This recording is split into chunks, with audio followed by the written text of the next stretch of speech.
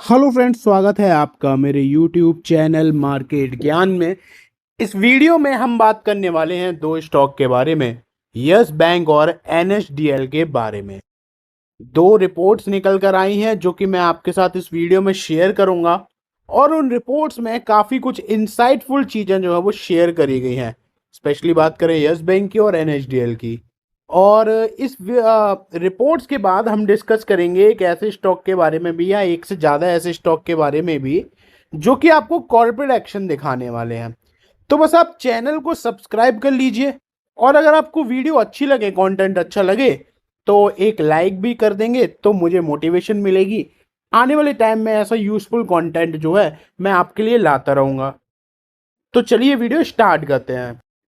Video start करेंगे NSDL से, यानी कि नेशनल सिक्योरिटी डिपॉजिटरी लिमिटेड। आज इस स्टॉक में गिरावट रही, और ऐसा नहीं है कि पहले तेजी बनी हो फिर गिरावट आई हो। आज जब से मार्केट ओपन हुआ तब से इसमें आपको डाउनफॉल ही देखने को मिला। 1204 का हाई था और 1187 का लो था, और अपने लोएस्ट पॉइंट की तरफ ही ये आज यहाँ पर क्लोजिंग देते हुए नजर आया। अब अगर हम पिछले 5 दिन का सिनेरियो देखें तो थोड़ी बहुत अप्स, थोड़े बहुत डाउन्स नजर आ रहे हैं, लेकिन टोटल मिला के लगभग 4% की गिरावट आपको पिछले 5 दिनों में देखने को मिल जाएगी, जो कि अमूमन किसी भी सक्सेसफुल आईपीओ में आपको ऐसा ही सिनेरियो देखने को मिलता है। तो अब यहाँ पर आपको पिछले एक महीने का रिटर्न देखोगे तो 27% के नजर आ जाएंगे। एक टाइम पर ये 1300 रुपए के लेवल को भी टच कर चुका है। अब मैं आपको यहाँ पर जो ओवरऑल बिजनेस टुडे की रिपोर्ट निकल कर आई है उस पर लेकर आया हूं। NSDL share resumes decline after 2 days rebound, analyst flag weak technicals. यानी कि 2 दिन रिकवरी देखने को मिली थी, लेकिन उसके बाद फिर से अगर आप देखो तो गिरावट का सिलसिला चालू हुआ है। और यहाँ पर अगर आप देखते हो तो एनालिस्ट जो हैं वो टेक्निकल्स को कंसीडर कर रहे हैं, थोड़ा सा वीक भी बता रहे हैं, लेकिन एग्जैक्टली देखेंगे क्या कुछ है। लेकिन उससे पहले अगर आप देखोगे तो ऑलरेडी एनएसडीएल जो है वो यहाँ पर आपको एएसएम में जाने को देख तो मिलता है, यानी कि एडिशनल सर्वेलेंस मेजर्स फ्रेमवर्क के अंडर स्टेज 1 शॉर्ट टर्म में आपको ये नजर आता है। अब अगर आप यहाँ पर देखो तो इसका जो आईपीओ प्राइस था वो 800 था, और अभी भी अपने आईपीओ प्राइस से काफ़ी ऊपर के लेवल पर ये ट्रेड कर रहा है, लगभग 350-400 के बीच में। अब यहाँ पर जैसे कि मैंने आपको भी बता ही दिया था पहले ही कि जो शेयर है वो एएसएम में है, लेकिन कल की वीडियो में मैंने आपको ये भी बताया था कि एग्जैक्ट वो डेट क्या होगी जिस दिन आपको ये एएसएम से बाहर आते हुए देखने को मिलेगा।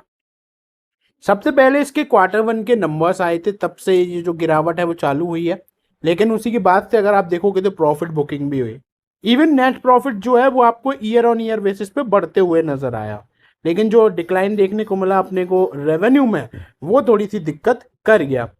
बात करें कुछ इसके टेक्निकल्स की, तो ये देखो टेक्निकल्स मैंने आपके सामने रखे हैं, जिसमें आप देखोगे कि एनएसडीएल का शेयर जो है वो टेक्निकली थोड़ा सा वीक नजर आ रहा है। शेयर का जो रेजिस्टेंट है वो है 1140 से लेके 1250 रुपए तक का। सपोर्ट जो बन रहा है वो बन रहा है 1100 से 1160 रुपए का। ये दो रेंज आप नोट भी कर सकते हो अगर आप चाहो तो, क्योंकि अगर आपने पोजीशन बनाई होगी एनएसडीएल में तो आपके लिए कुछ लेवल जो है बहुत ज़्यादा इंपॉर्टेंट बन जाएंगे। लेकिन मेन चीज़ क्या निकल कर आ रही है कि अगर सपोर्ट के बाद गिरावट हुई तो फिर शेयर जो है वो 1000 रुपए के लेवल तक भी जाते हुए नजर आ सकता है, ऐसा यहाँ पर टेक्निकल एनालिस्ट का मानना है। अगर हम यहाँ पर ये देखें कि चार्ट पर तो ये वीक नजर आ रहा है। रवि सिंह की माने, जो कि रेलिगर ब्रोकिंग के एनालिस्ट हैं, इन्होंने बोला है कि एक रेजिस्टेंट आप यहाँ पर 1140 का ऐड करके चल सकते हो।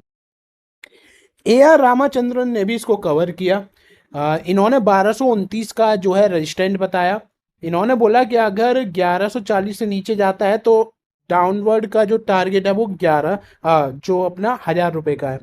वहीं जिगरस पटेल जो है आनंद राठी के एनालिस्ट हैं, इन्होंने सपोर्ट बताया 1160 का, रेजिस्टेंट बताया 1250 का। अगर 1250 के ऊपर का ब्रेकआउट मिलता है तो 1300 रुपए तक की शॉर्ट टर्म ट्रेडिंग रेंज जो है वो आपको यहाँ पर नजर आ सकती है। तो देखा जाए तो 1160 से लेके 1300 रुपए तक के जो लेवल्स है या रेंज है वो आप एनएसडीएल का लेकर चल सकते हो। अब बात करते हैं यस बैंक के बारे में। तो यस बैंक में आज का जो ट्रेडिंग सेशन है बिल्कुल नॉर्मल रहा। यानी कि आप बोल सकते हो एक बारी को एट पार की क्लोजिंग देखने को मिली है। लेकिन पिछले 5 दिन थोड़े से बेटर नज़र आए हैं, क्योंकि पिछले 5 दिनों में आपको 3 सवा 3% की तेजी इस स्टॉक में देखने को मिली है। पिछले 1 महीने में नेगेटिव है, 6 महीने में थोड़ा सा पॉजिटिव है, लेकिन एक साल में आपको 20-21% के नेगेटिव रिटर्न्स जो है इस स्टॉक में नजर आते हैं। अब जानते हैं यहाँ पर कि आखिर अब यस बैंक का पूरा सिनेरियो कैसा चल रहा है, क्योंकि शेयर में 20% से ज़्यादा की गिरावट आ गई है। तो क्या इसमें अब सेल करना एक सही ऑप्शन रहेगा, या फिर अभी भी इस स्टॉक में कुछ बाकी है।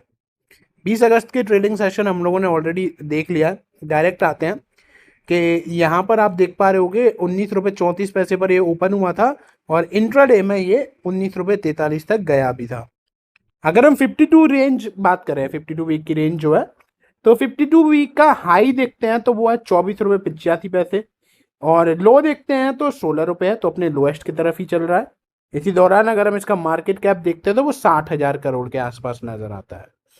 ये यहाँ पर आपको रिटर्न्स के प्रोफाइल दिखा रहे हैं, इससे हमें मतलब नहीं है, वो कि रिटर्न तो अच्छे है ही नहीं। मेन दिक्कत है वो है कि कुछ पता चले कि आखिर क्या कुछ रहेगा, तो उसके लिए आप ये देख सकते हो। एक्सपर्ट ने यस बैंक के शेयर पर 20 रुपए का टारगेट प्राइस जो है वो तय करा। इसमें अगर हम बात करें, आईसीसी सिक्योरिटी थोड़ा सा पॉजिटिव है और होल्ड की एटलीस्ट रिकमेंडेशन दी है।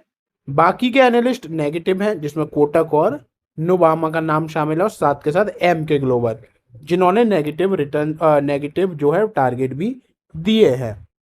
तो यहाँ एक्सपर्ट की अगर आप मानो, साथ के साथ मैं तो आपको ये जरूर बोलूँगा कि आप अपनी एनालिसिस जरूर करें यस बैंक के अंदर, ताकि आपको एक क्लैरिटी रहे कि आपको आखिर क्या करना है क्या नहीं करना है।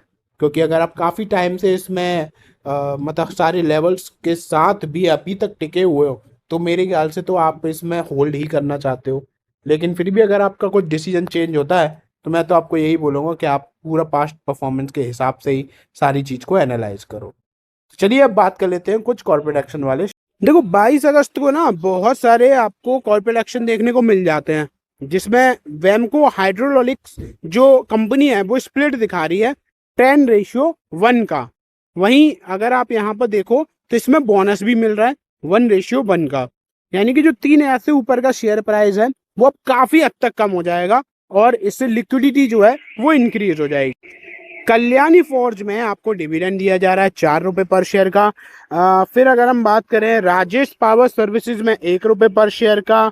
निक्को पार्क एंड रिजॉर्ट में 1 रुपए पर शेयर का। डायनाकॉन सिस्टम्स में आपको ½ रुपए का डिविडेंड जो है वो दिया जा रहा है। हाई स्ट्रीट नेटवर्क में भी लगभग 10 पैसे का डिविडेंड जो है वो दिया जा रहा है।